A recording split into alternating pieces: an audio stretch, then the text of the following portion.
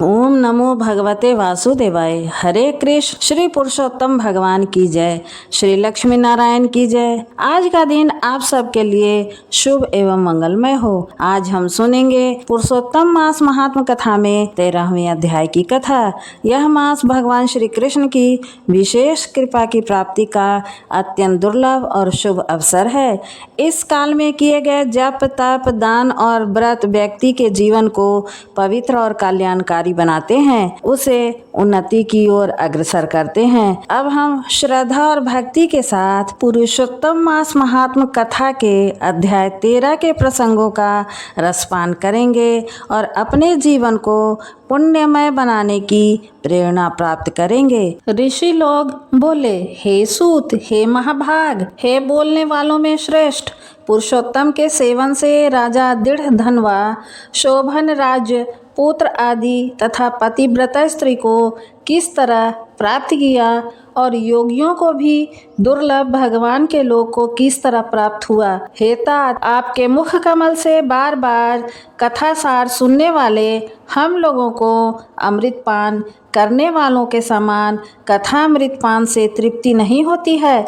इस कारण से इस पुरातन इतिहास को विस्तार पूर्वक कहिए। हमारे भाग्य के बल से ही ब्रह्मा ने आपको दिखलाया है। सूत जी बोले, हे पिप्र लोग, सनातन मुनि नारायण ने इस पुरातन इतिहास को नारद जी के प्रति कहा है। वही इतिहास इस समय मैं आप लोगों से कहता हूँ। मैंने जैसा गुरु के मुख से राजा दृढ़ धनवा का पापनाशक चरित्र पढ़ा है, उसको सब मुनि श्रवण करें। श्री नारायण बोले, हे ब्राह्मण नारद सुनिए, मैं पवित्र करने वाली गंगा के समान राजा दृढ़ धनवा की सुंदर तथा प्राचीन कथा कहूँगा। है देश का रक्षक श्रीमान बुद्धिमान तथा सत्य पराक्रमी चित्रधर्मा नाम का राजा था। उसको दृढ़ धनवा नाम से प्रसिद्ध अति तेजस्वी सब गुणों से युक्त सत्य बोलने वाला धर्मात्मा और पवित्र आचरण वाला पुत्र हुआ।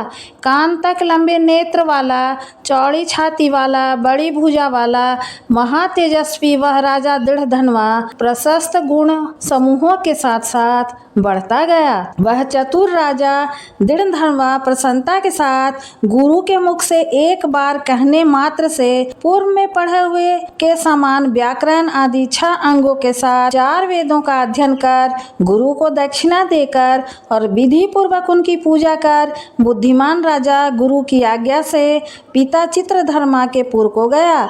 अपने नगर में वास करने वाले प्रजावर्ग के नेत्रों को आनंदित करता हुआ जिस पुत्र को देखकर राजा चित्रधर्मा भी अत्यंत हर्ष को प्राप्त हुआ। पुत्र जवान हो, संपूर्ण धर्म को जानने वाला हो और प्रजा पालन में समर्थ हो, इससे बढ़कर सारे शून्य इस संसार में और क्या है, अर्थात कुछ नहीं है।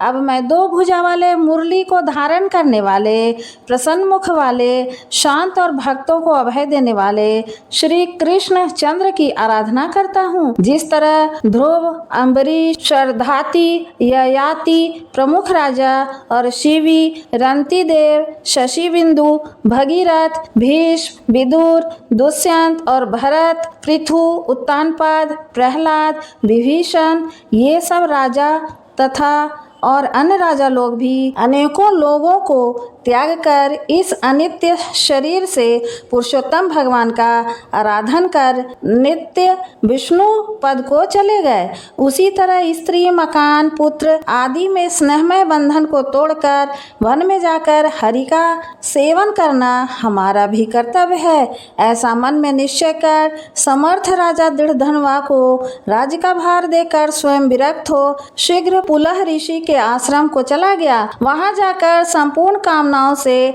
निष्प्रिय हो गया और भोजन त्याग कर हर समय मन में श्री कृष्ण चंद्र का स्मरण करता हुआ तप करने लगा। कुछ समय तक तप करके वह राजा चित्रवर्मा हरि भगवान के परम धाम को चला गया। राजा दृढ़धर्मा ने भी अपने पिता की वैष्णवी गति को सुना।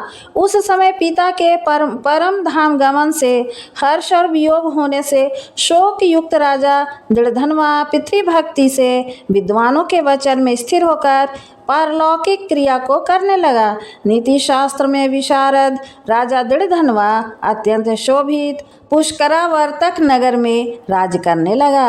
अच्छे स्वभाव वाली विदर्भ राज की कन्या उसकी स्त्री गुण सुंदरी नाम की थी। पृथ्वी पर रूप में उसके समान दूसरी स्त्री नहीं थी। उस गुण सुंदरी ने सुंदर चतुर शुभ आचरण वाले 4 पुत्रों को उत्पन्न किया और संपूर्ण लक्षणों से युक्त चारुमती नाम की कन्या को भी उत्पन्न किया।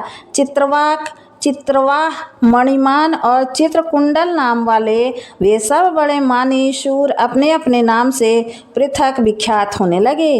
राजा दृढ़धनवा सर्वगुणी प्रसिद्ध शांत दांत दृढ़ प्रतिज्ञ रूपवान गुणवान वीर श्रीमान स्वभाव से सुंदर 4 वेद और व्याकरण आदि 6 अंगों को जानने वाला वाग्मी धनुर्विद्या में निपुण अरिष्ट वर्ग को जीतने वाला और शत्रु समुदाय का नाश करने वाला क्षमा में पृथ्वी के समान गंभीरता में समुद्र के समान समता में पितामह के समान प्रसन्नता में शंकर के समान एक पत्नी व्रत को करने वाले दूसरे रामचंद्र के समान अत्यंत उग्र पराक्रमशाली दूसरे कार्तवीर के समान था। नारायण बोले, एक समय रात्रि में शयन किए हुए उस राजा दृढ़धनवा को चिंता हुई कि यह वैभव किस महान पुण्य के कारण हमें प्राप्त हुआ है। न तो मैंने तप किया, न तो दान किया, न तो कहीं पर कुछ हवन ही किया। मैं इस भाग्योदय का कारण किससे पूछूं। इस प्रकार चिंता करते ही राजा दृढ़धनवा की रात्रि बीत गई। प्रातः काल ब्रह्म मुहूर्त में उठकर विधि पूर्वक स्नान कर उदय को प्राप्त सूर्य नारायण का उपस्थान कर भगवान की कला की पूजा कर अर्थात देव मंदिरों में जाकर देवता का पूजन कर ब्राह्मणों को दान देकर तथा नमस्कार करके घोड़े पर सवार हो गया। उसके बाद शिकार खेलने की इच्छा से शीघ्र वन को गया। वहां पर बहुत से मृग वराह सिंह चवरी गाय का शिकार किया। उसी समय राजा दृढ़धनवा के बाण से घायल होकर कोई मृग बाण सहित शीघ्र एक वन से दूसरे वन को चला गया। रुधिर गिरे हुए मार्ग से राजा भी मृग के पीछे गया, परंतु मृग कहीं झाड़ी में छिप गया और राजा उस वन में उसे खोजता ही रह गया। प्यास से व्याकुल उस राजा ने समुद्र के समान एक विशाल तालाब को देखा। वहां जल्दी से जाकर पानी पीकर तालाब के किनारे पर चला आया। वहां घनी छाया वाले एक विशाल वट वृक्ष को देखा। उस वृक्ष की जटा में घोड़े को बांधकर राजा वहीं बैठ गया। उसी समय वहां पर कोई एक परम सुंदर सुग्गा राजा को मोहित करने वाली तुलना रहित मनुष्यवाणी में बोलता हुआ आया।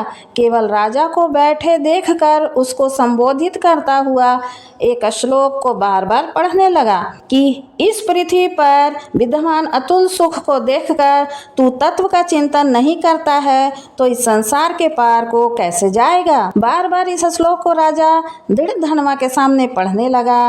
राजा उसके वचन को सुनकर प्रसन्न हुआ और उस पर मोहित हो गया कि इस शूक पक्षी ने दुख से जानने योग्य सार भरे हुए नारियल फल के समान अगम्य एक ही श्लोक को बार बार पढ़ते हुए क्या कहा। क्या यह कृष्ण द्वैपायन के श्रेष्ठ पुत्र शुकदेव जी तो नहीं है जो कि श्री कृष्ण चंद्र के सेवक मुझको मूढ़ संसार सागर में डूबा हुआ देखकर राजा परीक्षित के समान कृपा कर उद्धार करने की इच्छा से मेरे पास आए हैं। इस तरह चिंता करते हुए राजा दृढ़धनवा की सेना समीप आ गई। शुक पक्षी राजा को उपदेश देकर स्वयं अंतर्धान हो गया। उस शुक पक्षी के वचन को स्मरण करता हुआ राजा अपने पुर में आकर बुलाने पर भी नहीं बोला और निद्रा रहित हो उसने भोजन को भी त्याग दिया था।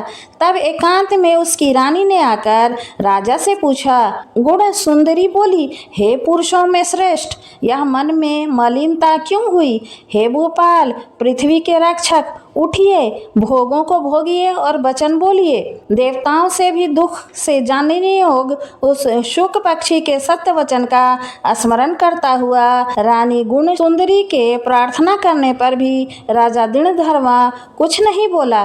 पति के दुख से अत्यंत पीड़ित वह रानी भी दीर्घ श्वास लेकर अपने स्वामी की चिंता में उत्कट कारण को नहीं जान सकी। इस प्रकार चिंता में मग्न राजा का कितना ही समय बीत गया, परंतु संदेश सागर से पार करने वाला कोई भी कारण वह न देख सकी। नारद जी बोले, हे मुनि, इस तरह चिंता को करते हुए पृथ्वीपति राजा दृढ़धनवा का क्या हुआ सो आप कहें, क्योंकि हे मुने, निर्मल वैष्णव चरित्र को थोड़ा भी यदि सुना जाए तो पापों का नाश हो जाता है। आज की कथा यहीं पर पूर्ण हुई। हम कल की कथा में अगले अध्याय की कथा का रसपान करेंगे। तो प्रेम से बोलिए श्री लक्ष्मी नारायण की जय, श्री पुरुषोत्तम भगवान की जय, श्री कृष्ण भगवान की जय, सभी देवी देवताओं की जय।